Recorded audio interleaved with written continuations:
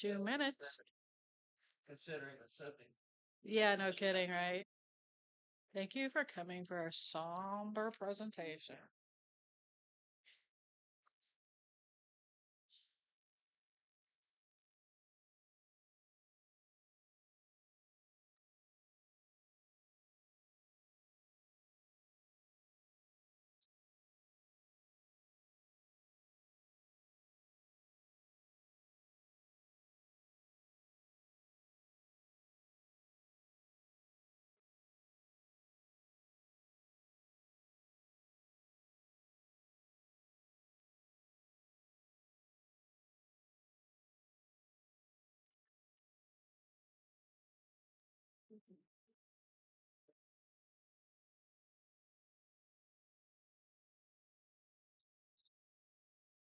Make a comment that I really like.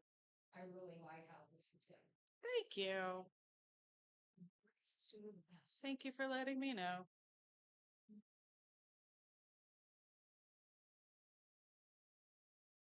Shall we start? I mean, it's a minute early, but okay. Stand on my space. Good morning. My name is Renee Price. I am the forum assistant. Usually you don't see me up here. You get messages from me. You get weekly emails from me. But today I'm filling in because we're short on people. Uh, I would like to take the opportunity to have everyone silence your cell phones. We do record these forums for rebroadcast on KKFI, and would like to not have cell phones ringing in the middle of it. I think I'll jump to introducing the speaker. Craig has been here as long as I have, and longer, I think. Um, and that's quite a long time at this point. Did you know that the Sierra Club has a food and agriculture team? And that the Kansas chapter of the Sierra Club has an agriculture committee? And that our speaker today is the chairperson of that committee. For more than 40 years, Craig Volland has worked on many environmental issues. He was an environmental consultant specializing in the evaluation of industrial processes and the impacts of pollutants on communities and the environment. He helped create the Kansas City Food Circle that promotes a more sustainable urban and regional farming network. He also helped establish the annual Food Expo, where local farmers display their locally produced organic products. Craig now serves as the volunteer chairperson of the Agriculture Committee of the Kansas Chapter Sierra Club. In recent years, he has become very concerned with CAFOS, the topic of his presentation today. Finally, Craig has been actively involved with the forum at All Souls for many years, so we are especially pleased to have him as our guest today. Please welcome Craig Volland. Thank you, Renee.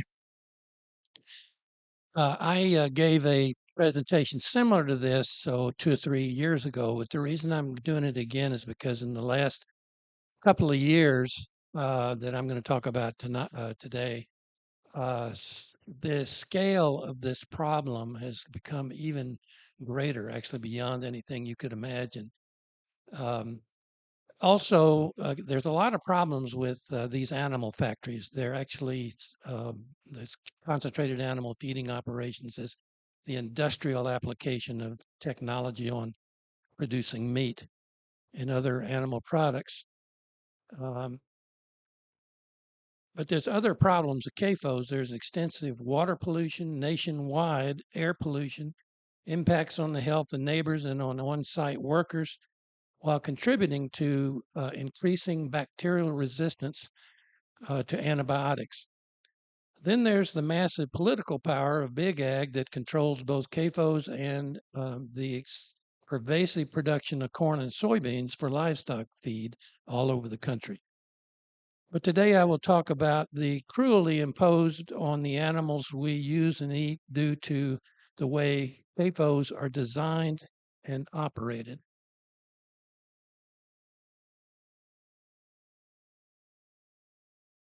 What you see here is 18,000 cows burning to death. I would never have, before this happened this year, I would not have thought it possible. But the design of CAFOs, as I was explaining later, is what makes that possible. And this also happened, I think, last year because a single bird tested positive for bird flu.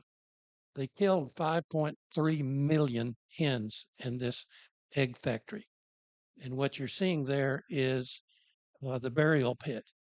And those little white things in the distance are people, which gives you a sense of the scale of this. 5.3 million chickens. And I'll tell you how they were killed. So, how did this all happen? It's because of CAFOs, the design of CAFOs, a concentrated animal feeding operation, an official term of the US EPA, but it's also commonly known as an animal factory in which food animals or livestock are tightly confined. It's the industrial model for producing meat, dairy, and eggs. This was introduced in this new design principle was introduced in the 1950s and 60s on the basic design principle of intensive confinement. I found that term in some early agriculture engineering documents at the Kansas State University Library. It was intended to minimize labor costs and land use.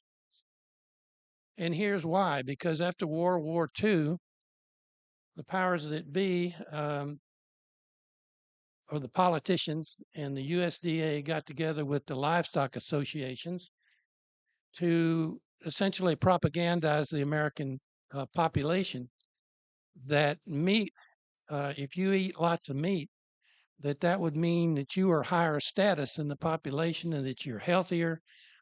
And because prior to World War II, people didn't really eat nearly as much meat. They might go to grandma's on Sunday to have a roast, a pork or beef roast. But it was after World War II that they wanted to take meat from the edge of the plate and put it into the center of the plate 3 meals a day.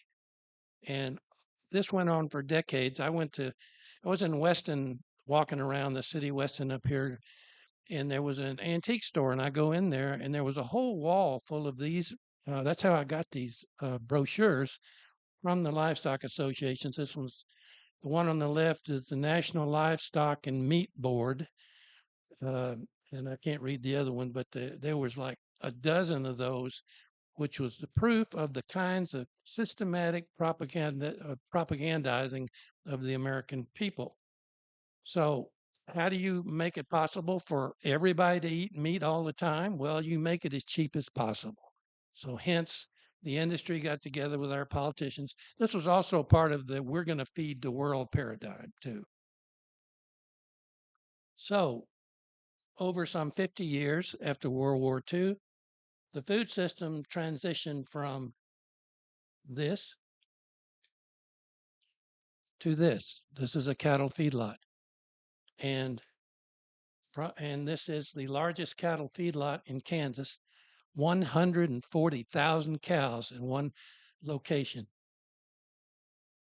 From this, which is free range chickens, to this, caged hens in an egg factory. This is where the 5.3 million hens were that were killed. But also broiler chickens. How would you like to be described by the way you're going to be eaten? That's the term used for the chickens that you find in any grocery store that's not a natural food store. Broiler chickens, and they're just crammed in there. They see the basic design principle here: intensive confinement. Turkeys. Do you think your turkey's been out on a pasture? No, not unless you got it from a local farmer. It's been in one of these things. And these are hogs out on pasture, and this is actually a existing farm. Um, well, there's a lot of these now because it's getting more popular, but they're out on pasture to this. And this is a hog CAFO where they're crammed into, they actually design the space of the um, sections so that when they come in as half-grown piglets, they know how much they're going to grow. And so there'll be a fair amount of space when they come in initially, but a couple months later, they completely fill them. And that's all by some engineering design because they don't want to miss using a square inch of space. And this is, I'll talk more about later. This is the worst case of this kind of technology. These are caged sows. This has historically been the way that they're kept when they're in gestation, meaning they've been fertilized, and they actually kind of go crazy in that space. They can't turn around. This is in western Kansas. There's a complex of hog CAFOs out there, and this is just one part of it. I think there's like 14 of these, what they call these waste impoundments or lagoons in a couple of square miles. 300,000 pigs in that space of a couple of sections or square miles. And from this is a organic from a existing organic Radiance organic dairy in the U.S. From this, that's the way it used to all be done, was on pasture. To this is a confinement dairy, and this is how you can get an idea of how 18,000 cows died in that particular dairy because they crammed them all in like this. Uh, Sometimes the dairies are part cattle feedlot, and then they carry them in to milk them. This is the largest dairy in Kansas, 35,000 cows. But you don't see any grass anywhere that they have access to. They're all on dirt. So intensive confinement is inherently cruel and unnatural. It's a lifetime of confinement causes manic behavior and repetitive motions. Sows biting cage rails, other hogs bite each other, jostling for space, and hens peck cage mates. This stress-induced behavior leads to mutilation because they don't want the birds damaged so they won't lay eggs, for example, so they debeak them as chicks without any use of anesthetics. And they also cut off the hogs' tails because they tend to bite the other hog's tails. So, well, the solution's obvious. You just cut off their tails without anesthetics. Well, another problem, I was fascinated by a peer-reviewed article I ran across one time about the inside these spaces. They do have fans, but there's a buildup of deadly pollutants inside. So they tested what happened to the uh, hens. In this case, it was one of those big hen egg factories. And this hen housed 2.5 million hens in 9 barns longer than a football field. Each barn contains 7 rows of cages, 10 tiers high, meaning there's 10 levels. And how else would you get 2 million hens in a few barns? That's what they do. They cram them in as best they can. So these hens live for 2 years in an average space of 8 by 8 inches. Here's a picture of that one, or one was in this article I was reading to give you an idea of how far different this is from having chickens that can go out on pasture. They do have to come in at night because there's predators, and I'll show you how the other farmers have handled that. So the deadly pollutant buildup is that they found that the death rate of the hens increased the further away they were from the air intakes. So obviously, if a hen was lucky enough to be right by the fans uh, or the air intakes, you were okay. But these guys that run these things, it's just the cost of doing business. They say, okay, we're going to lose 10%. So what?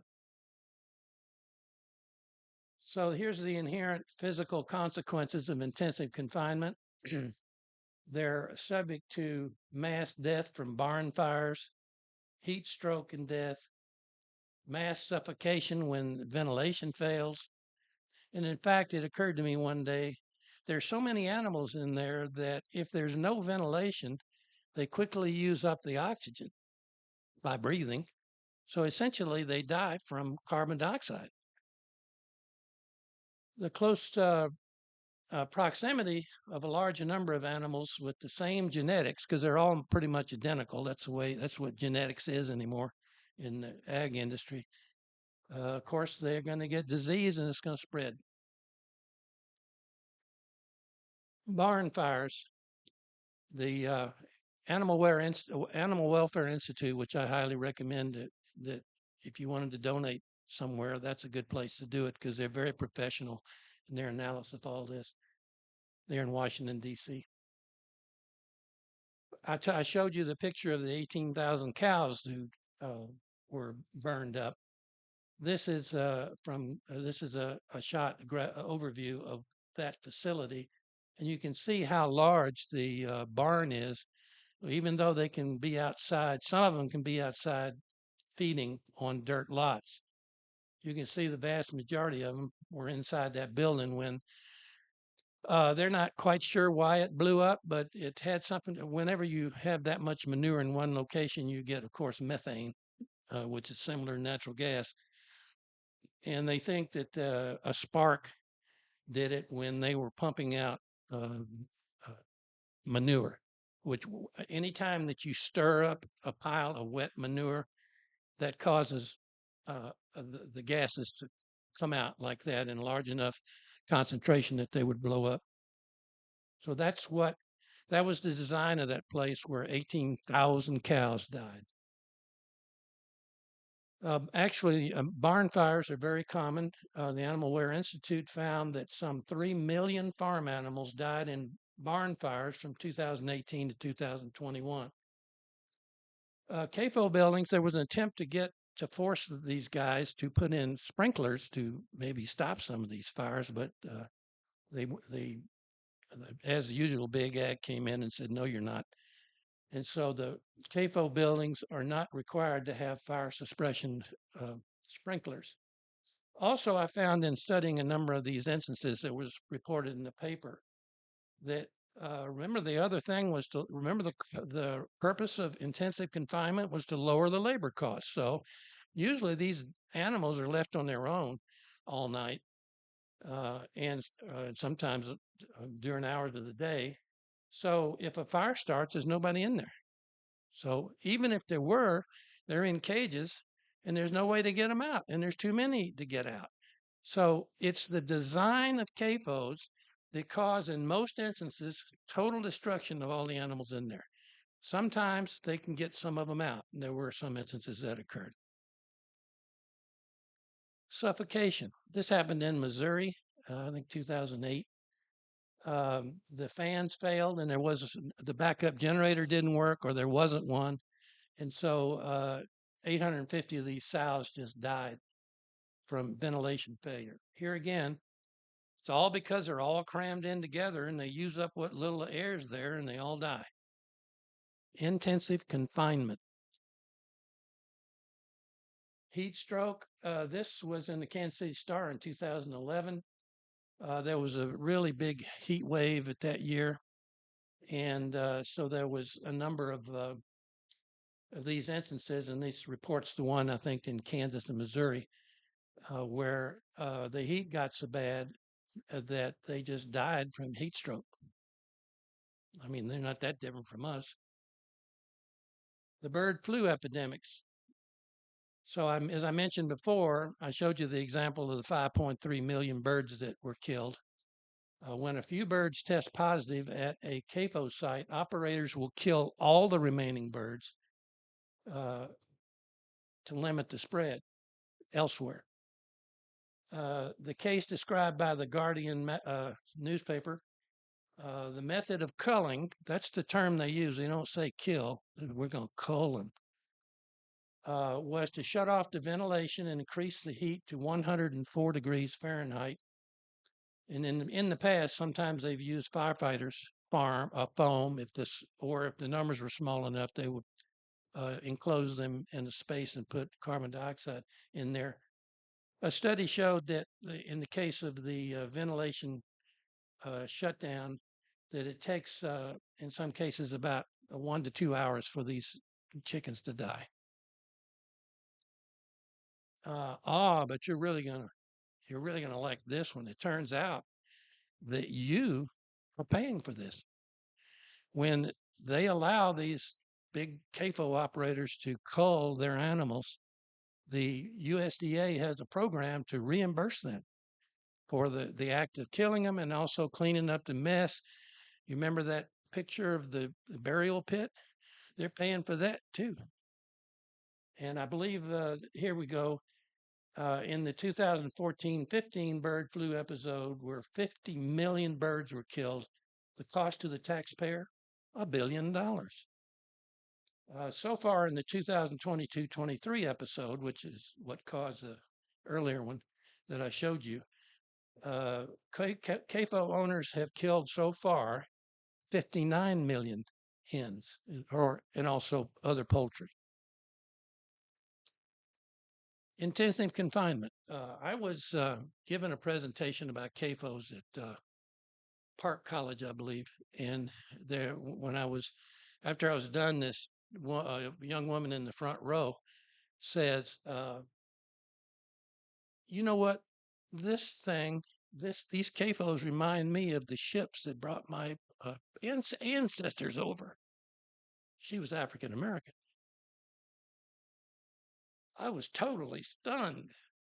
It never occurred to me. And so I went into the Google and came up this was a engineering design of a slave ship.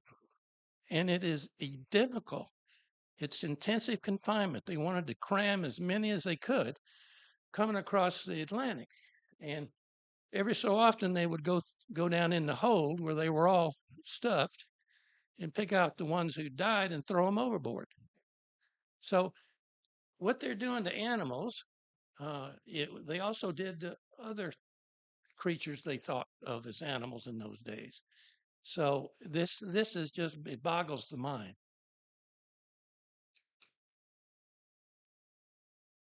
So I'm getting to something that's more optimistic here. Are grocery store organic eggs and dairy the answer? Not necessarily. The organic rules are pretty good when it comes to produce, but they're weak when it comes to how animals are handled. This is a cage-free organic egg production. All they did was let those birds out of those tight cages, but they're still caged. They're still subject to all those things I've been talking about, fires, suffocation, because they're confined. There will be the rules say they have to have access to the outside. So some of these big companies put a little porch. It's called a porch that allows a small number of the birds to go outside when they want to. But that doesn't in any way resolve the problems of intensive confinement. Now, this is one way it's being done. This is Alexandre family farm. You can buy there. This is actually an organic dairy as well, and you can buy Alexandre organic milk in natural grocery stores around here. But here you do need to protect you can see the hogs in the background too on pasture. And here they're during the day they're guarded by you know who, the dog. They're the white dog. And then they go in this house at night to be protected. So this is one way you can do that. The hogs don't need to be put inside at night because they can protect themselves. This is a free-range organic dairy, also of that same Alexander family. So you can do it the right way, and I'm going to talk about that some more here. But first, I want to say there is some progress recently. Uh, in California in 2018, they had a statewide referendum that I think the vote was 63% of the population said you need to give these animals more space. Now, this isn't the best solution, but it was progress. You saw those pigs, sows, and crates earlier, or they call them crates. That's about 2 feet wide and 4 feet deep. So the California thing said that you at least had to give them 4 feet by 6 feet so they could turn around. Well, here again, that doesn't really solve the problem of intensive confinement because they're still in this barn enclosed. But other states, there's like a total of 10 now that have taken action. They ban the crates altogether so that they have to have a group, what they call group housing. But still, they're in these confinement uh, facilities. So anyway, the deal was that California said that you can't sell your pork in the state of California unless it meets our standard. Well, Big Ag, of course, said this is a violation of interstate commerce in the Constitution or however it's written up. And just in May, the Supreme Court ruled by 5-4 that the California's Proposition 12 was in fact constitutional. It also dealt with hens, giving them more space, and veal. The veals are also kept in baby cows and kept in cages. It was 5-4, and so now the producers outside the state have to meet that standard in order to sell in California, which is a really large market. So it does help. The Justice Neil Gorsuch wrote on behalf of the majority, while the Constitution addresses many weighty issues, the type of pork chops California merchants may sell is not on that list. I don't know quite how to think about that statement, but and he also said pork producers must petition Congress for relief from state laws they don't like, he added. Well, on June 15th, those of us in Kansas, our U.S. Senator Roger Marshall introduced the Ending Agricultural Trade Suppression Act, which aims to prevent states from enacting laws that impact agricultural production in other states. And then it was also introduced in the House. Some of these other states, though, have banned cages altogether, which the California thing doesn't.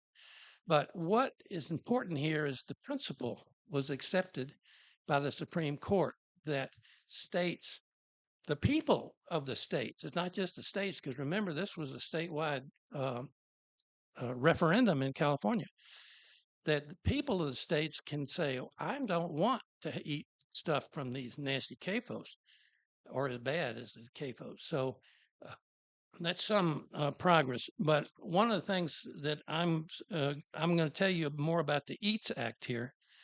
This is analysis from the Harvard Law School Animal Law and Policy Program. It says the EATS Act would prevent state and local governments from regulating the pre-harvest production of imported agricultural products, except to the extent that those products already are regulated in the place of production. And this is amazing. The legislation further states that if there are no federal, state, or local regulations on concerning the state of these agricultural production, that lack of regulation, which is no regulation, becomes the new regulatory ceiling for any state or locality importing those products from that jurisdiction. In other words, what this act does is say that a state that isn't regulating anything now can't in the future. Because of the scope of its production against any standard condition on pre-harvest production of any agricultural product sold or offered to sale in interstate commerce is so broad, the legislation has the potential to void over 1,000 state and local laws and regulations concerning public health and safety. That would include pesticide regulation. And so this means it's going to wipe out a number of laws that aren't about animals, but anything about agricultural production. They'll be wiped out too. So, oh, and this thing has, if you remember the Texas law that they passed in the last year banning abortions, there was the bounty hunter part of that you might remember that if you help any woman, if you're in Kansas and you help any woman get an abortion, then somebody can sue you for up to $10,000, I think, in Texas. There's a bounty law in this EATS Act, which essentially deputizes anybody in the country, because this would be a federal law, to sue you if you uh, if you in any way interfere with this law and what it's doing.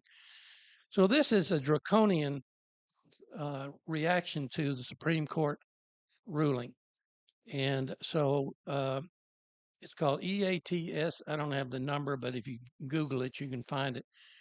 If this comes up, please, it's just been introduced. Please ask your congresspersons to vote against it.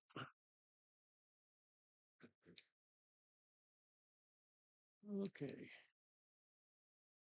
I basically just told you about all this part of the.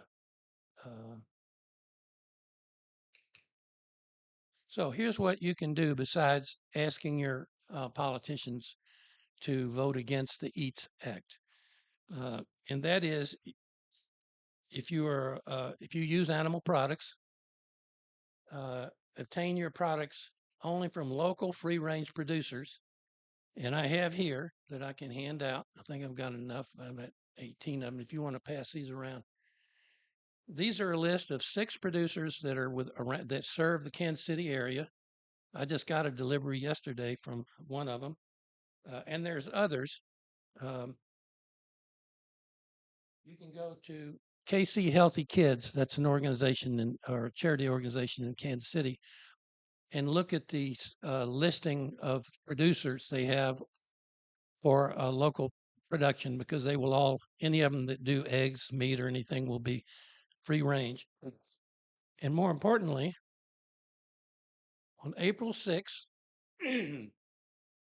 April 6th, 2024, is the Eat Local and Organic Expo. It'll be the 25th year that it's been done. I was involved in organizing the first one. Casey Healthy Kids now runs it. It'll be at the Johnson County Community College gym.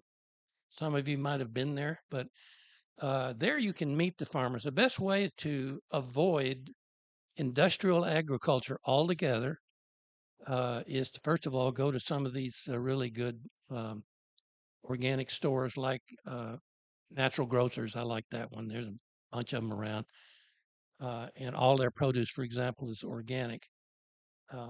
But as far as animal products, I recommend that you go meet your farmer. They'll have them on site for sale, but also you'll know who they are and where they are and how they raise their animals. And so that is the best way. It's April 6th at Johnson County Community College. And also just go to the KC Healthy Kids website when you get a chance and see what they have on that. So that's the solution. I have no illusions that we're ever going to beat big ag because they're so powerful, the politicians, particularly in red states. And as you know, in America, we don't really have democracy because there's so many red states that have the same number of senators that the blue states have. So the red states can control certain parts of our law, even though their population is a small fraction of the whole of other states. And well, Kansas is one of them. So is Missouri. So anyway, the way to win this battle in another 20 years, yeah, is to just stop eating CAFO products. Don't go in ordinary. If you buy these products at a typical grocery store, that's what's going to be in there. And even because of the problems with organic labeling of animal products, they may say it's organic and it won't really be a free range. What do you want is pastured or free range are the terms you want when you're looking at that. So I think that is about it. Thank you very much.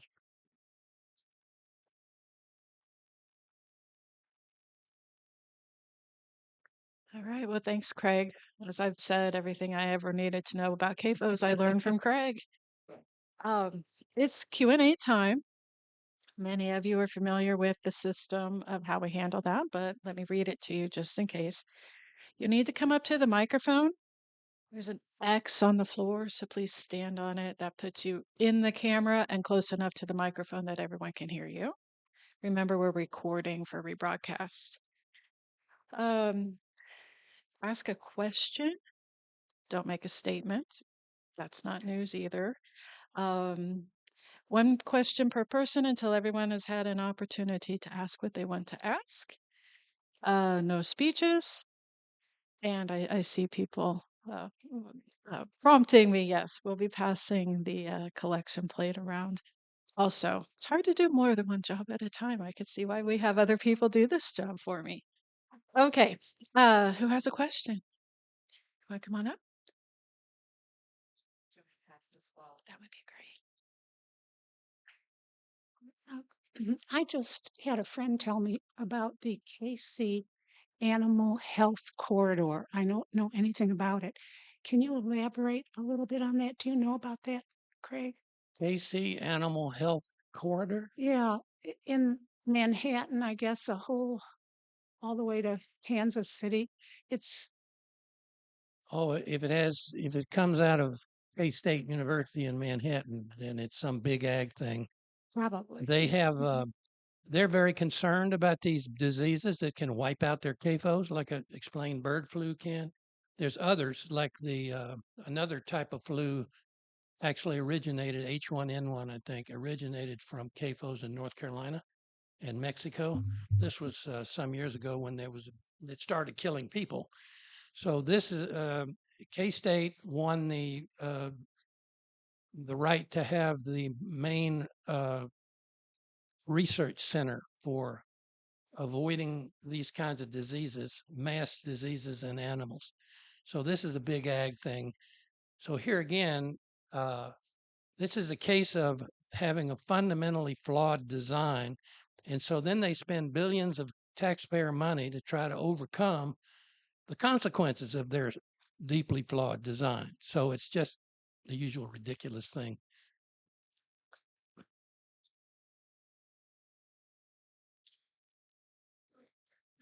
I'm a YouTube junkie, so I watched an English relative to chickens and their version of capo. They had a ratio of one, and then letting them out into still confined, but out of the cages was four, and free range was seven. That was the ratio of cost. Yet, when the wife and I go up to the farm, we swing by the Amish farm and we get free range eggs relative to Sunfresh or Price Chopper, competitive or cheaper. And can you talk about the economics and the volume of people if they start doing free range, what it affects the economics? That's a good point. If you go back to what I said and I showed you those old brochures, they have a point that if you want to get the lowest possible cost to make you that popular with everybody, then if you don't have to pay the true cost, then you can get the cost down to cheap hamburgers or whatever. It's called externalities, and the term in economics theory is when a producer does not pay his true costs by throwing off certain costs, like the problem of having to kill all your animals when there's a disease, then it's called an externality that the public has to pay for. And the perfect example was in this case of the bird flu.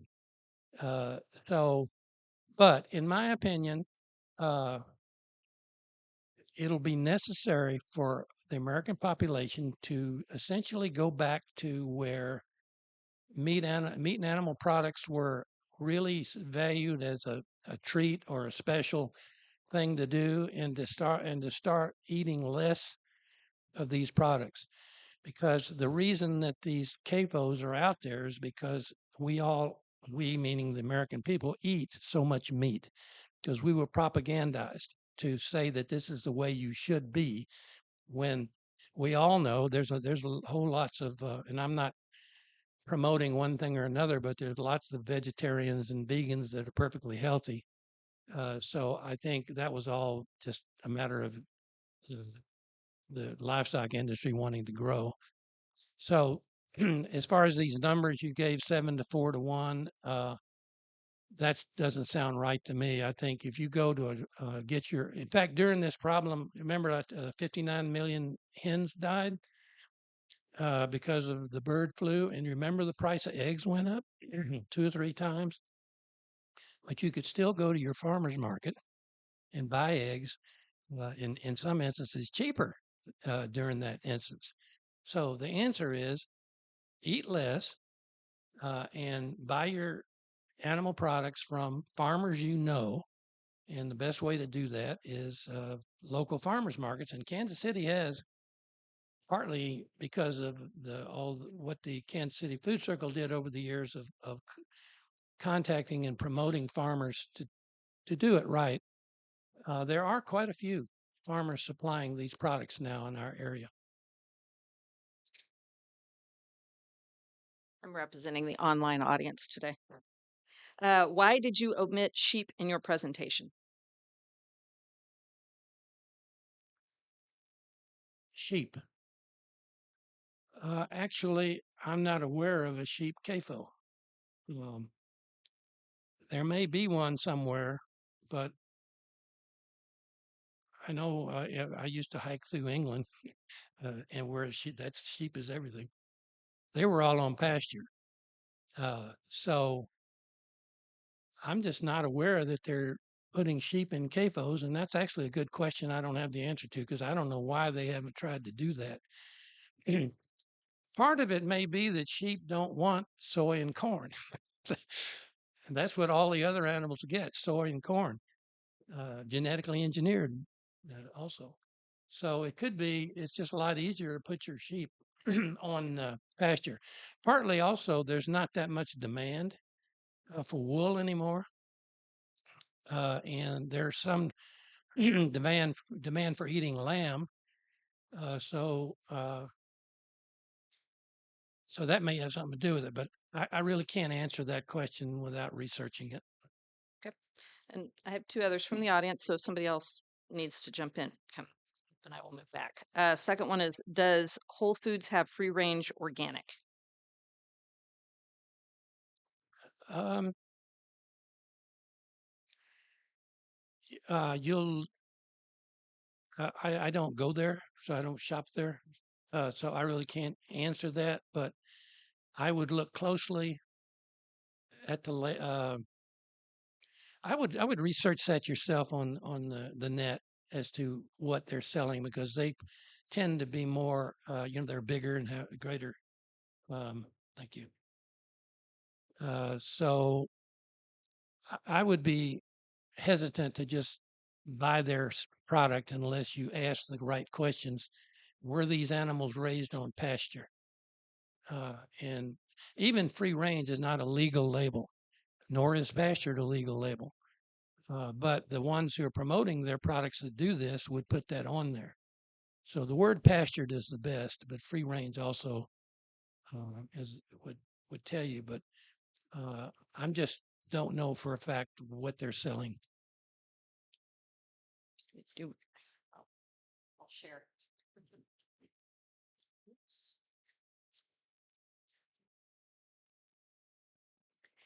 Um, Craig, aside from just not eating as much meat, eggs, or dairy, what legislative action could an individual take to change laws nationally so there is some decency towards animals when it comes to CAFOs? I hate to say this, but big ag and feeding the world is such a big deal, thinking that they're feeding the world when in fact we should teach other people to feed themselves, and we're a lot better off. I think you're going to end up, like I say, just try to defeat the EATS Act and others like it that are trying to further increase the power of big ag to do what they want.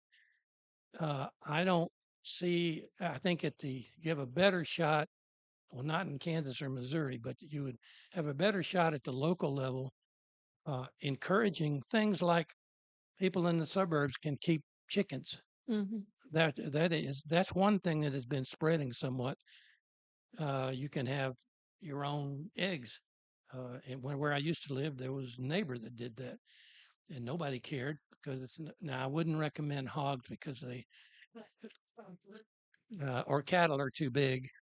But actually, where I live now, uh, there's cattle within half a mile of me in a place. So I think the local laws it's just to open up the opportunity for people to raise their own or to help establish farmers markets, which farmers markets are great beyond this issue. They're great for just getting people of the community together on Wednesdays or Saturdays. And so I love farmers markets and so Great. that kind of promotion. But as far as state or national legislation, other than trying to defeat these things that Big Ag's trying to do, uh, I don't see anything else. Well, I take that back. There is a Senator Cory Booker of New Jersey or New York, New Jersey. Yeah, he has a bill that's been out there, and you can. Yes, I'm sorry, that's true. That one. Um, he's trying to put a moratorium on further CAFOs. So that would be one to support. Also, the farm bill is coming up, and there's several of those bills that would take a whole different, a new presentation, which I may volunteer to do actually because that's going to be coming up here soon. There's things like there that promote. Uh, I think Biden's already done this to a certain extent in this recent bill about I forget what they call it, but this big bill he put out there to promote renewable energy and so on. In there are grants for localized meat processing for these farmers that do. Small farmers can do it, that kind of thing. But there'll be a risk when the farm bill is uh, when they all get together to do that, that they'll try to take that money away for other purposes. Big ag will. So that would be look at the farm bill uh, and uh, and support the Cory Booker bill. Great, thank you. Should that Alexander family be part of this list that you passed out? Uh, I only on the list are farmers within probably 50 miles of Kansas City, Okay. maybe 100 miles at the most, because there's a limit to see Alexander's in another state. I mean, way off. I just mainly wanted to show you can support them by buying their milk.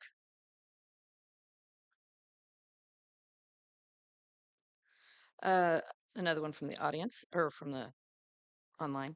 A way to fight this is for multiple related organizations to join forces, e.g., the state and national organizations of small farmers. Do you know what the Sierra Club is doing to form coalitions? Well, that's a interesting point. I am also the co-chair of the national CAFO sub team of the farm and food and farm food and ag grassroots team.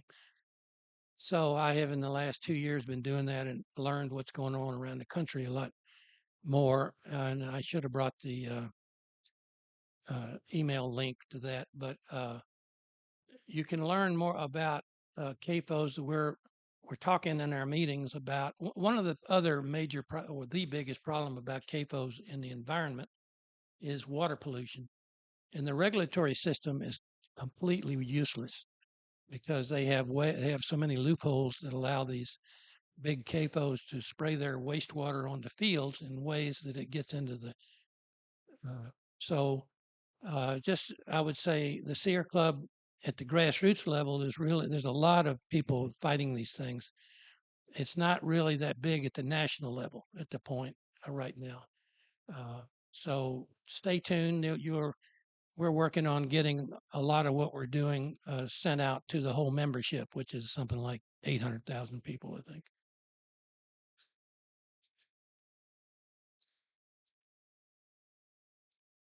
The next question. We had a prolonged period of triple digit weather this summer again, probably one of the hottest summers since 2011. Was heat stroke a problem again this year, or did the CAFOs learn how to protect the animals? That's a good question. Especially, it hasn't been unusually hot so much around Kansas and Missouri, in my opinion. Uh, but I was going to make a point. I didn't talk much about cattle feedlots, uh, and they are less cruel because they're outdoors, but because they're not on pasture, which doesn't absorb heat much, they're on this dark dirt, and it absorbs heat. So that's why cattle in feedlots are subject to heat stroke and other suffering. So those cattle feedlots are not good either. Cattle evolved to be on grass, and that's where they belong. But unfortunately, in the last 40, 50 years, the standard became, because Big Ag said it was, for them to be fed corn and soybeans because it made their meat contain more fat. And it tastes better, but there's more fat in there. So I don't buy any of that stuff. So you can do just as well with grass fed. And one of those people on the list specializes in grass fed uh, in the Flint Hills. So what was that question again? Heat stroke. Oh, heat stroke. Problem this year. I have not heard or read anything about it, but it must have happened down in Texas where it's 110 degrees. So I'll have to research that.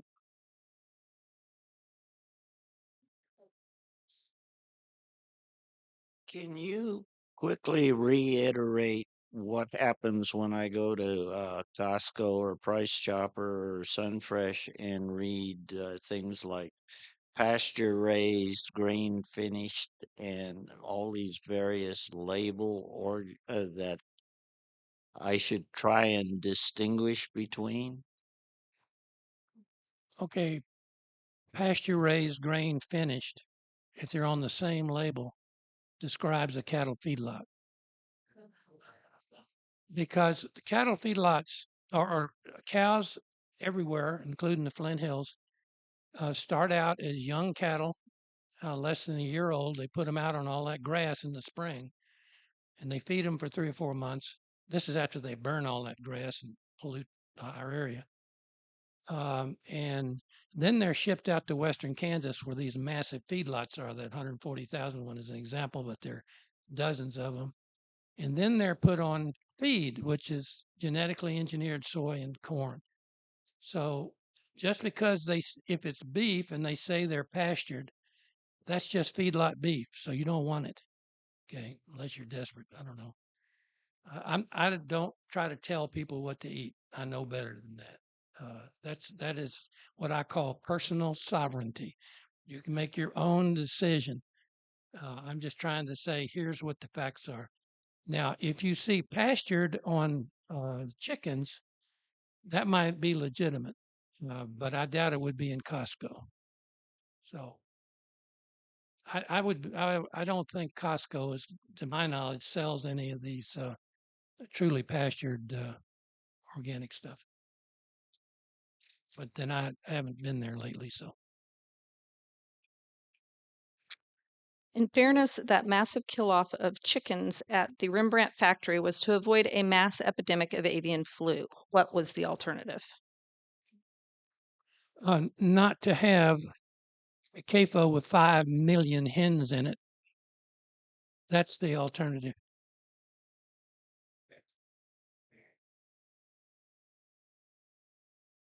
And the last question I have currently, has anybody promoted federal and state subsidies to small farmers who use cruelty free and organic practices? Well, like I earlier said, this latest bill, and I forget the name of it, it's always in the news, did include subsidies to establish around the country more small scale animal processing facilities. And that's important because that makes it, because many of the small farmers, one of their biggest problems is having to get in line to the nearest facility. And sometimes it takes months for them to schedule their animals through there. So this is a really important uh, element that the federal government can help. The other thing is that, and this is controversial, but based on the research I have looked at, is putting animals on pasture has strong potential to incorporate carbon into the soil because of their instead of their waste being put in piles or in massive containments, it's actually spread out. It helps the grass grow, and also the hooves work it into the soil. So there's in the Sierra Club group that I'm part of at the national level, there's several farmers that are on the forefront of regenerative agriculture. Regenerative agriculture essentially is no different than the old conservation methods of rotating your crops and so on, but they see a strong role for cattle in regenerating the soil with putting more organic material in it. Because in the last, and I gave a presentation on this here, but in the last 50, 60 years since World War II, the amount of organic material, meaning carbon based, in our soils around the country is like a half or even a third of what it used to be before development. And all that carbon went in the atmosphere.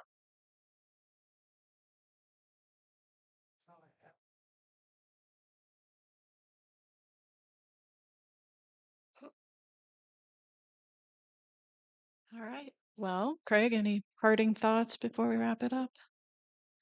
No, I think I've said it all. I'll go in the meeting room if you ever want to discuss this further. I can give you more detail.